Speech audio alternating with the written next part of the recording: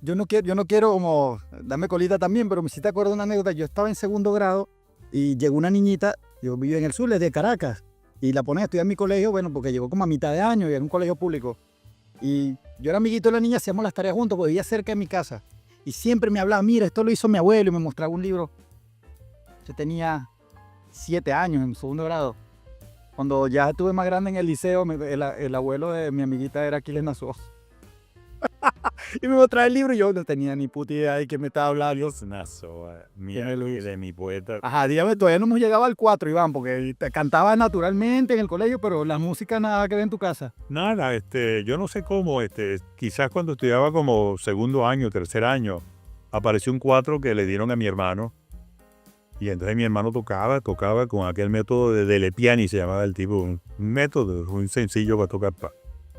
Y entonces, que si la zapuara, y entonces yo veía a mi hermano y yo quería que me prestara el 4 por esas cuestiones de los muchachos que no te prestaban el 4, hasta que él se obstinaba y entonces yo agarraba el 4. Y ahí más o menos, viendo las cosas, claro, en medio aprendía a medio darle a eso y claro, y entonces, pero tenías la influencia de Alejandro Vargas, porque Alejandro Vargas se acercaba a la casa de mi padre, porque mi padre, por lo que te dije antes, pues era una personalidad porque era director del Liceo Peñalver. Entonces se supone que llegaban las parrandas porque se suponía que ahí les iban a dar o las hallacas o la botella de ron o suerte, ¿entiendes? Y entonces siempre llegaban allá.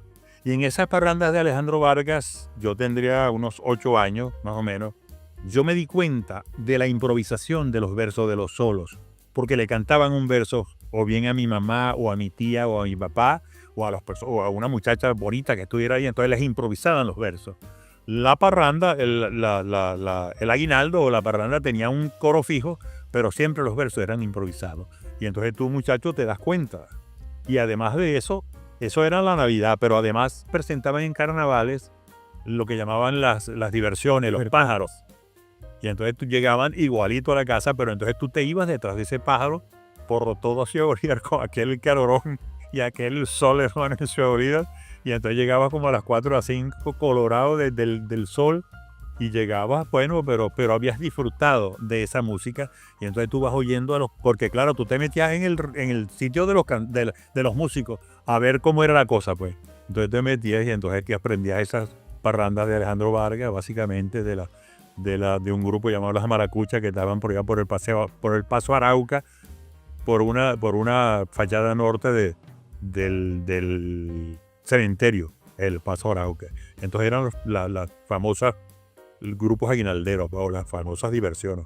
Me estaba hablando y es el mismo origen de la gaita soleada, antes que se hiciera comercial, que tiene ahora una estructura. La gaita te pasaban el pañuelo e improvisaban los versos, ¿no? Es cierto, seguramente. Era una forma popular de hacer la gaita Sí, como era la gaita antes, pues. Exactamente. Llegaban la gaita con el pañuelo a la dama, a la serenata, en la ventana, y todo eso.